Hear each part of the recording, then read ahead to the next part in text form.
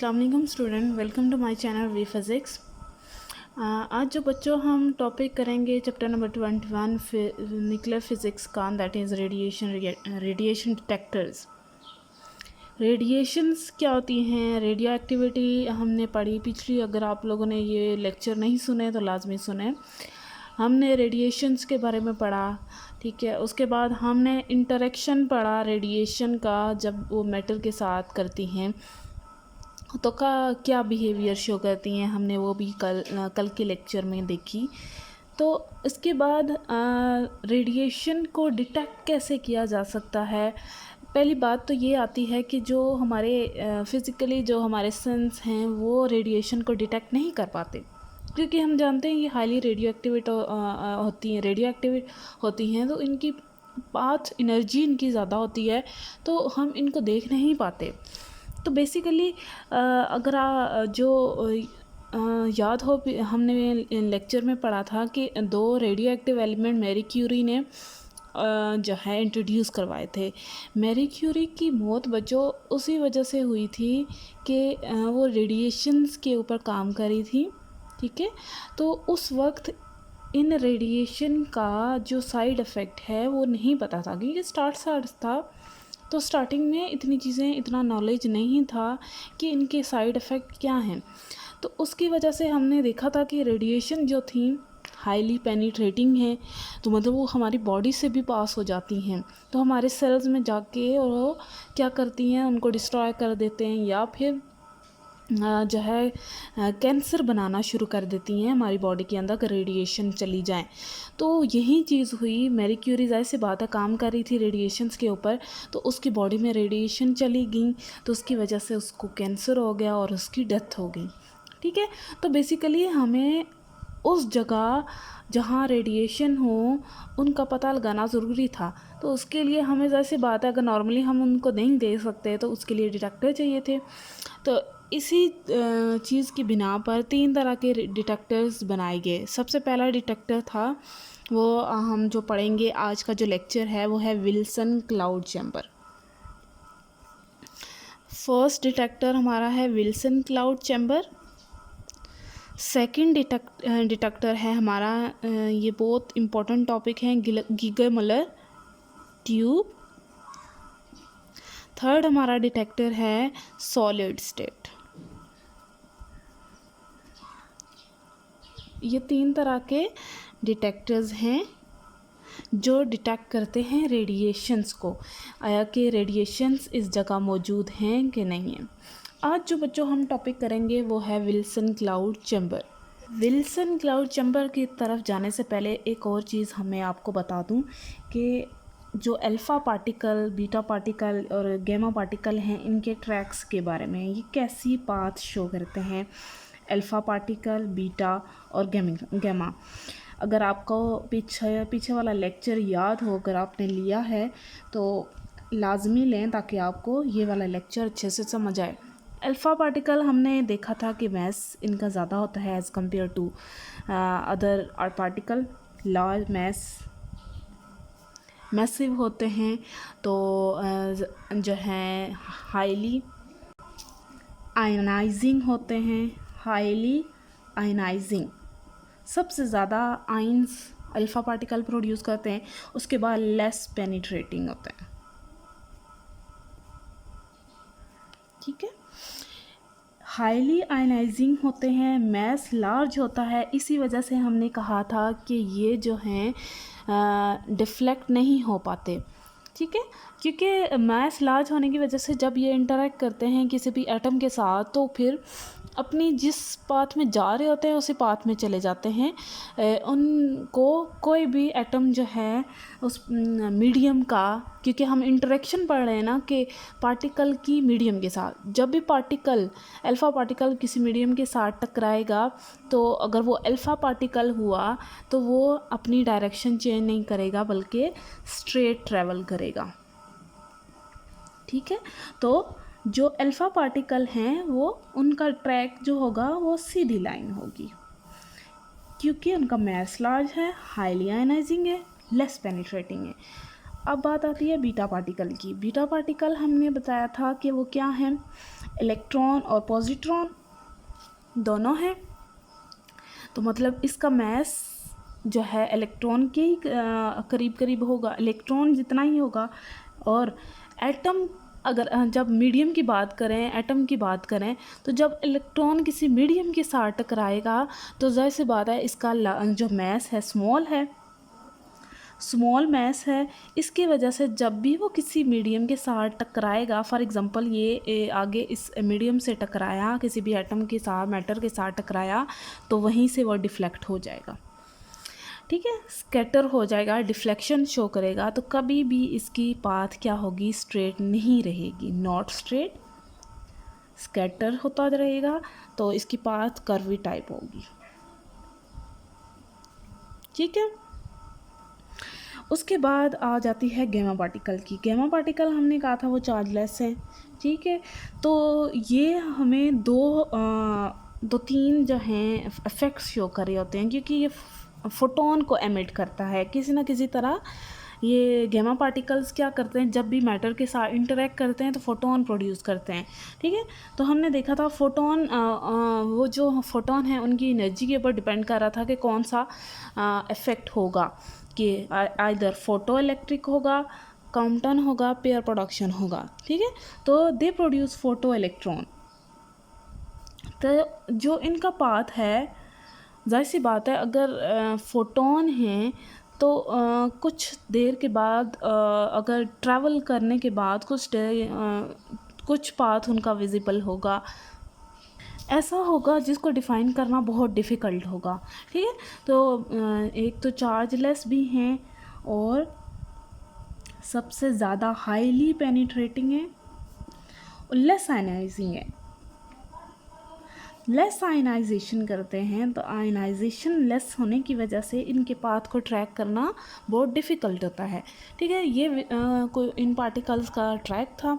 अब आते हैं काम की बात की तरफ। वो क्या थी, ये भी काम की थी कि हमने क्या करना है, इस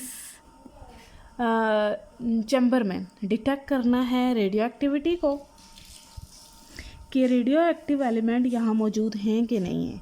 और उसके बाद दूसरा, टाइप ऑफ रेडिएशंस को भी डिटेक्ट करना है। अब 3 तरह की रेडिएशंस हैं। अब हमने ये देखना है कि इस वक्त जो रेडिएशन आ रही है वो अल्फ़ा है, बीटा है, गामा है। अब ये जो प्रॉपर्टीज़ बताई हैं, इन प्रॉपर्टीज़ के थ्रू ही हम डिटेक्ट करेंगे कि रेडिएशन कौन सी है। तीसरा बच्चों, जो कि बहुत इम्पॉसिबल था, लेकिन फिर भी ये चीज़ हुई कि जो हमारे पास इन रेडिएशन का पाथ है, इनके पाथ का फोटोग्राफ हमें मिल जाएगा थ्रू विल्सन क्लाउड चैम्बर। आगे हम पढ़ेंगे तो आपको पता लग जाएगा। तो इस विल्सन क्लाउड चैम्बर की वजह से हमें इन अल्फ़ा, बीटा और गामा पार्टिकल की फ़ोटोग्राफ, पाथ का फ़ोटोग्राफ जो है मिल जाएगा, जो इजीली हमें डिटेक्शन में मदद करेगा। और ये सबसे पहली डिवाइस थी जिसने क्या किया, जो प्रोड्यूस कर सकती थी पिक्चर फोटोग्राफ रेडिएशन की, किसकी, ट्रैक्स इनसाइड द मीडियम जो भी जो पाथ थी, ट्रैक थी रेडिएशन की, उनकी फ़ोटोग्राफ हम ले सकते थे थ्रू विल्सन क्लाउड चैम्बर। यहाँ जो हम मीडियम लेंगे वो गैशियस मीडियम होगा, ठीक है। गैशियस स्टेट में हम जो है ट्रैक्स को डिटेक्ट करेंगे। ये जो एक्सपेरिमेंट किया था विल्सन क्लाउड चैम्बर, वो था चार्ल्स थॉमस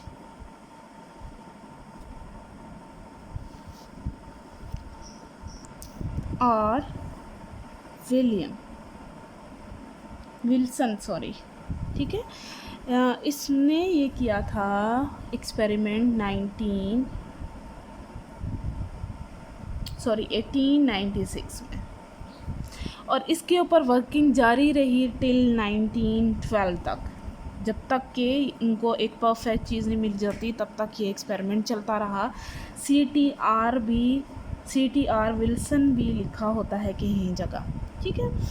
इसी जो इसने चैम्बर यूज़ किया था बच्चों, ये क्लाउड चैम्बर, इसी चैम्बर को लेके रदरफोर्ड ने भी एक्सपेरिमेंट किया था जिसमें उसने अल्फ़ा पार्टिकल की डिटेक्शन की थी। अब आते हैं हमारे विल्सन क्लाउड चैम्बर की कंस्ट्रक्शन की तरफ। फिर हम इसका प्रिंसिपल देखेंगे, किस प्रिंसिपल के ऊपर ये वर्क करता है। विल्सन क्लाउड चैम्बर किससे बना है, पहले ये देखते हैं बच्चों। ये हमारे पास दो मेटल की रॉड्स हैं जो हमने यहाँ पे रखे हैं, जो मेटल के ऊपर उस मेटल की इसकी कोटिंग हुई हुई है। ये जो जगह है इससे हम लाइट सोर्स देंगे। लाइट सोर्स क्यों देंगे वो अभी मैं आपको बताती हूँ। ये वो पॉइंट होगा जहाँ से हम रेडिएशंस को इंटर करेंगे और उसके बाद हम यहाँ इस चैम्बर में डिटेक्ट करेंगे। ये एक ग्लास विंडो है जो ट्रांसपेरेंट है। आपको याद हो मैंने कहा था कि हम जो है फ़ोटोग्राफ बनाएंगे, तो फ़ोटोग्राफ बनाने के लिए ये जो चैम्बर है इसमें रोशनी होना ज़रूरी है, और उस रोशनी के लिए हम यहाँ से लाइट यहाँ देंगे। अब जब यहाँ इस रोशनी अंदर जाएगी तो वो इन पार्टिकल के साथ इंटरेक्ट करेगी। इंटरेक्ट करने के बाद वो डिफ्लेक्ट होगी, तो यहाँ इस विंडो से पास होके ऊपर हमने एक कैमरा रखा होगा जिस कैमरे से हम देखेंगे उन रेडिएशन की पाथ्स को। ठीक है, तो यहाँ लाइट सोर्स देंगे। उसके बाद ये एक एक हमने एक पैड सा रखा है, फोम से बना होता है, जिसको हमने अल्कोहल से सोक कर दिया है, अल्कोहल वेपर से। ठीक है, अल्कोहल के वेपर से हमने इसको सोक कर दिया। इसके नीचे हमने एक मूवेबल पिस्टन लगा दिया, और यहाँ जो हैं हम क्या करेंगे कि ये जो वेपर्स हैं ऑलरेडी यहाँ क्या मौजूद है, एयर मौजूद है। ठीक है, तो एयर को हम वैक्यूम भी हमने निकालना है। ठीक है, एयर को निकालना है। बेसिकली हमें जो वेपर्स चाहिए वो अल्कोहल के चाहिए। अल्कोहल के वेपर्स हम यहाँ पे इस ट्यूब में यूज़ करेंगे। गैसेस है, वेपर्स है, मतलब गैसेस की फॉर्म में, तो हमने जो मीडियम लिया है यहाँ गैस की फॉर्म में लिया है। अब इसकी वर्किंग देखें बच्चों। वर्किंग देखने से पहले ज़रा प्रिंसिपल देख लेते हैं। अच्छा, अब हम बात करते हैं बच्चों, जब हमने ये यहाँ से रेडिएशन नहीं दी उससे पहले की बात, तो क्या होगा कि ये जो वेपर्स हैं अल्कोहल के आहिस्ता आहिस्ता क्या होंगे, इस ट्यूब के अंदर सेचुरेट होना शुरू हो पड़ेंगे। तो मतलब एयर निकल रही है, एयर हमने यहाँ से एक वैक्यूम भी लगाया हुआ है यहाँ, सॉरी मैंने मेंशन करना भूल गई हूँ। इस ट्यूब में हमने एक वैक्यूम भी लगाया है। वो वैक्यूम क्या करेगा, इस जो एयर है उसको बाहर निकालेगा। अब यहाँ ज़्यादा क्या होगी, सेचुरेशन हो गई। अब यहाँ पे सिर्फ अल्कोहल के वेपर्स हैं। ठीक है, अल्कोहल के वेपर्स हैं, और इसके बाद हमने ये पिस्टन लगाया है। ठीक है, अब ये सेचुरेटेड स्टेट में है वेपर्स।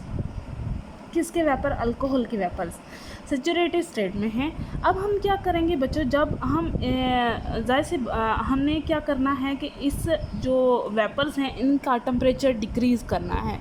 तो इस टेम्परेचर की डिक्रीज़ करने के लिए हम क्या करेंगे, इस पिस्टन को जो है नीचे मूव करवाएंगे। ठीक है, जब इस पिस्टन को हम नीचे मूव करेंगे डाउनवर्ड की तरफ, तो सडनली जो ये सेचुरेटेड वेपर्स हैं गैसेस के, अल्कोहल के, वो क्या होंगे, उनका टेम्परेचर डिक्रीज़ हो जाएगा। ठीक है, तो ये यहाँ पे जो सडन एक्सपेंशन हुई है उस सडन एक्सपेंशन को हम कहते हैं adiabatic expansion. Due to adiabatic expansion क्या होगा, टेम्परेचर डिक्रीज़ होगा। टेम्परेचर के डिक्रीज़ करने से जो ये अल्कोहल के वेपर्स हैं वो सुपर सैचुरेटेड हो जाएंगे। अल्कोहल के वेपर्स सुपर सैचुरेटेड हो जाएंगे। सैचुरेटेड स्टेट से सुपर सैचुरेटेड हो जाएंगे। सुपर सैचुरेटेड स्टेट वो स्टेट है बच्चों जो उस पॉइंट पे आ जाती हैं वो वेपर्स के वो अपनी जो हैं स्टेट को चेंज करेंगे।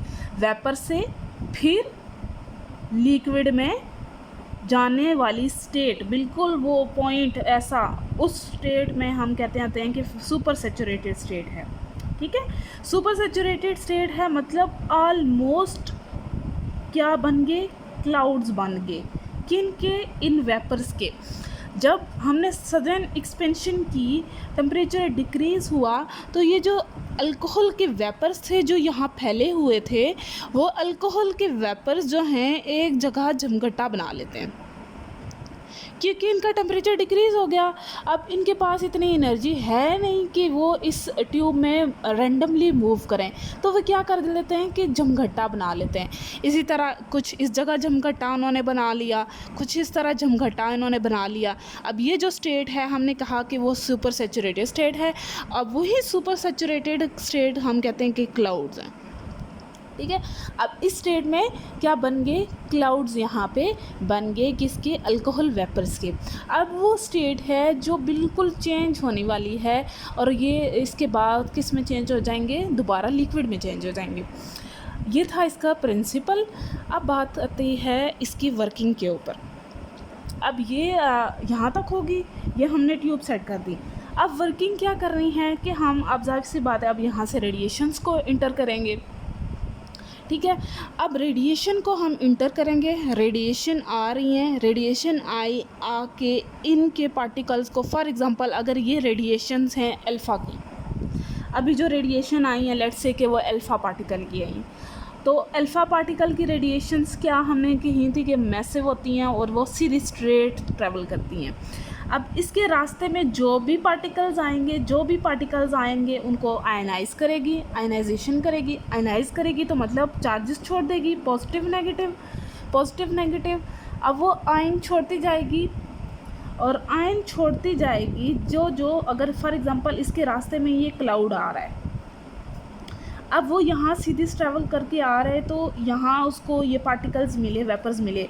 अब वो उनको आयनाइज कर रही है। आयनाइज करने के बाद वो जहाँ जहाँ उसको वो पार्टिकल मिल रहे हैं, वो उसको कंडेंस भी साथ में कर रही है। कंडेंस का मतलब उसको लिक्विड में चेंज कर रही है। ठीक है, फॉर एग्जांपल अब ये जो अल्फ़ा पार्टिकल है यहाँ आया, इस रास्ते में उसको ये पार्टिकल मिले। अब इस पार्टिकल में वो आयंस प्रोड्यूस कर रही है, आयंस प्रोड्यूस करने के बाद उसको क्या कर रही है, कंडेंस कर रही है उस जगह को। अब ये जो जगह है, इस जगह पे जहाँ कंडेंसेशन हो रही है, उसके बाद उसको वो पार्टिकल नहीं मिल रहे। मतलब हम देखते थे कि जो हमारा अल्फ़ा पार्टिकल है वो जब वो आयनाइज करता है, आयनाइजेशन के बाद कुछ देर बाद वो क्या हो जाता था, स्टेबल हो जाता था, तो तब वो स्टॉप हो जाता था। वो उसकी हम कहते थे कि वो रेंज कहलाती है। ठीक है, तो बेसिकली अल्फ़ा पार्टिकल की वही रेंज है। तो मतलब यहाँ वो स्टेबल हो गया, तो यहाँ रुक गया, स्टॉप हो गया। तो ये पाथ जो थी वो हमारी क्या थी, अल्फ़ा की थी।